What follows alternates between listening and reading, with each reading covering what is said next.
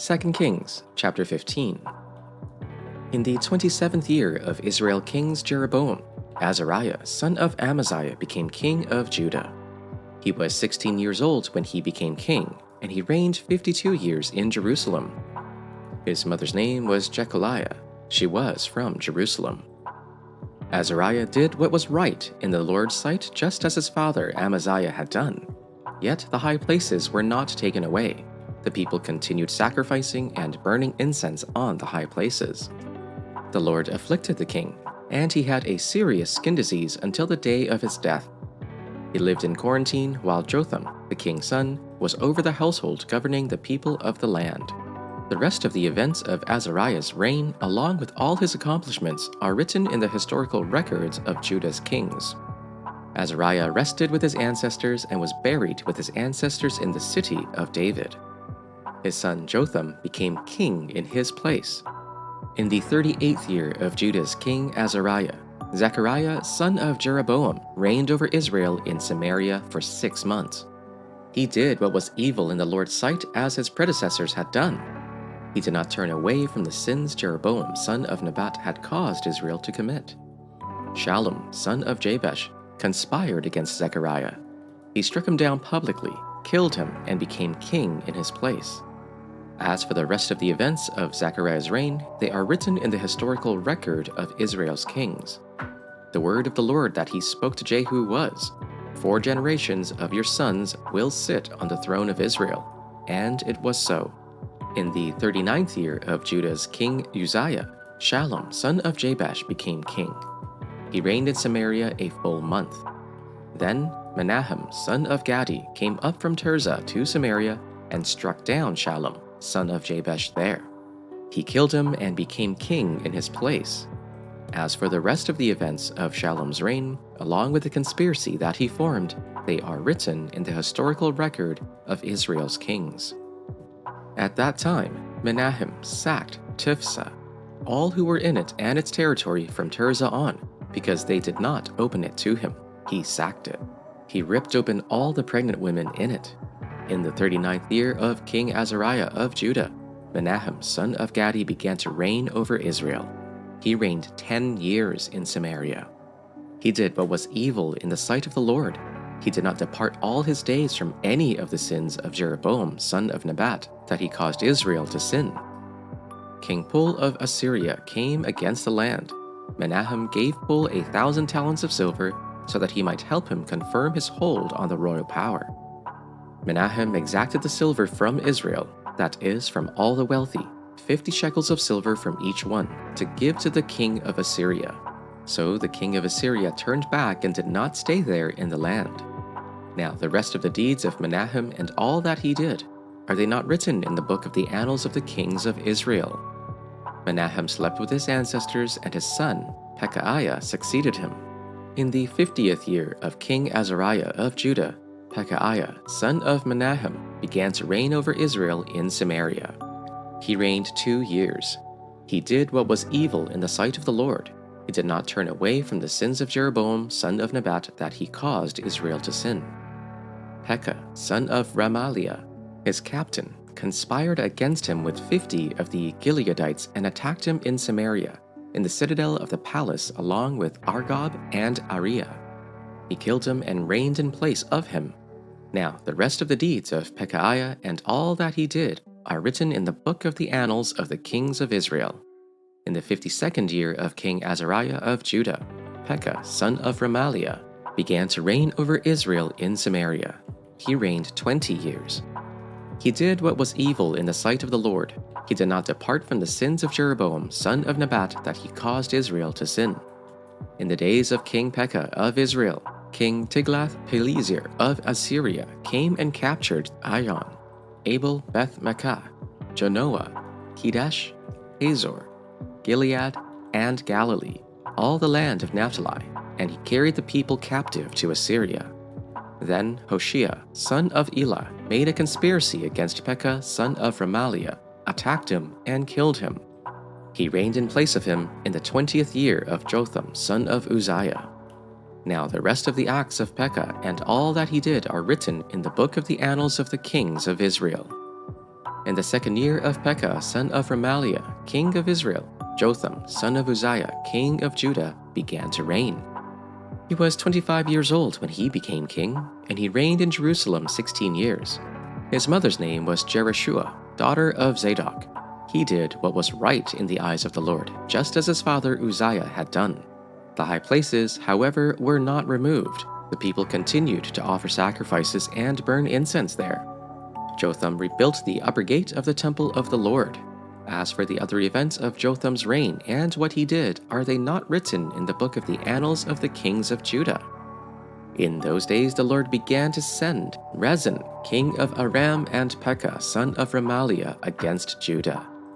Jotham rested with his ancestors and was buried with them in the city of David, the city of his father. And Ahaz, his son, succeeded him as king. 2 Kings, chapter 16.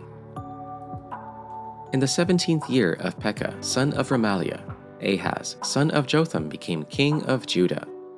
Ahaz was 20 years old when he became king, and he reigned 16 years in Jerusalem. He did not do what was right in the sight of the Lord his God like his ancestor David, but walked in the ways of the kings of Israel. He even sacrificed his son in the fire, imitating the detestable practices of the nations the Lord had dispossessed before the Israelites. He sacrificed and burned incense on the high places, on the hills, and under every green tree. Then Aram's king Rezin and Israel's king Pekah, son of Remaliah, came to wage war against Jerusalem. They besieged Ahaz but were not able to conquer him. At that time, Aram's king Rezin recovered Elath for Aram and expelled the Judahites from Elath. Then the Arameans came to Elath, and they still live there today. So Ahaz sent messengers to King Tiglath-Pileser of Assyria, saying, I am your servant and your son. March up and save me from the grasp of the king of Aram and of the king of Israel, who are rising up against me. Ahaz also took the silver and gold found in the Lord's temple and in the treasuries of the king's palace and sent them to the king of Assyria as a bribe. The king of Assyria listened to him. The king of Assyria marched up against Damascus and took it, carrying its people captive to Kir. Then he killed Rezin. When King Ahaz went to Damascus to meet King Tiglath-Pileser of Assyria, he saw the altar that was at Damascus. King Ahaz sent to the priest Uriah a model of the altar and its pattern exact in all its details. The priest Uriah built the altar, in accordance with all that King Ahaz had sent from Damascus. So did the priest Uriah build it before King Ahaz arrived from Damascus. When the king came from Damascus, the king viewed the altar. Then the king drew near to the altar, went up on it, and offered his burnt offering and grain offering, poured his drink offering, and dashed the blood of his offerings of well-being against the altar. The bronze altar that was before the Lord he removed from the front of the house, from the place between his altar and the house of the Lord, and put it on the north side of his altar. King Ahaz commanded the priest Uriah, saying, Upon the great altar offer the morning burnt offering and the evening grain offering, and the king's burnt offering and his grain offering, with the burnt offering of all the people of the land, their grain offering and their drink offering. Then dash against it all the blood of the burnt offering and the blood of the sacrifice, but the bronze altar shall be for me to inquire by. The priest Uriah did everything that King Ahaz commanded. King Ahaz cut off the side panels and removed the basins from the movable stands. He removed the sea from the bronze bowls that supported it and set it on a stone base. He took away the Sabbath canopy that had been built at the temple and removed the royal entryway outside the temple of the Lord, in deference to the king of Assyria. As for the other events of the reign of Ahaz and what he did, are they not written in the book of the annals of the kings of Judah? Ahaz rested with his ancestors and was buried with them in the city of David. And Hezekiah, his son, succeeded him as king. 2 Kings chapter 17. In the 12th year of Judah's king Ahaz, Hoshea, son of Elah, became king over Israel in Samaria, and he reigned 9 years. He did what was evil in the Lord's sight, but not like the kings of Israel who preceded him. King Shalmaneser of Assyria attacked him, and Hoshea became his vassal and paid him tribute. But the king of Assyria caught Hoshea in a conspiracy. He had sent envoys to So, king of Egypt, and had not paid tribute to the king of Assyria as in previous years. Therefore, the king of Assyria arrested him and put him in prison. The king of Assyria invaded the whole land, marched up to Samaria, and besieged it for 3 years. In the 9th year of Hoshea, the king of Assyria captured Samaria. He deported the Israelites to Assyria and settled them in Halah, along the Habor, Gozan's river, and in the cities of the Medes. This disaster happened because the people of Israel sinned against the Lord their God, who had brought them out of the land of Egypt from the power of Pharaoh, king of Egypt, and because they worshipped other gods. They lived according to the customs of the nations that the Lord had dispossessed before the Israelites and according to what the kings of Israel did. The Israelites secretly did things against the Lord their God that were not right. They built high places in all their towns, from watchtower to fortified city. They set up for themselves sacred pillars and Asherah poles on every high hill and under every green tree. They burned incense there on all the high places, just like the nations that the Lord had driven out before them had done. They did evil things, angering the Lord. They served idols, although the Lord had told them, "You must not do this." Still, the Lord warned Israel and Judah through every prophet and every seer, saying, "Turn from your evil ways and keep my commands and statutes according to the whole law I commanded your ancestors and sent to you through my servants the prophets." But they would not listen. Instead, they became obstinate like their ancestors who did not believe the Lord their God. They rejected his statutes and his covenant he had made with their ancestors and the warnings he had given them.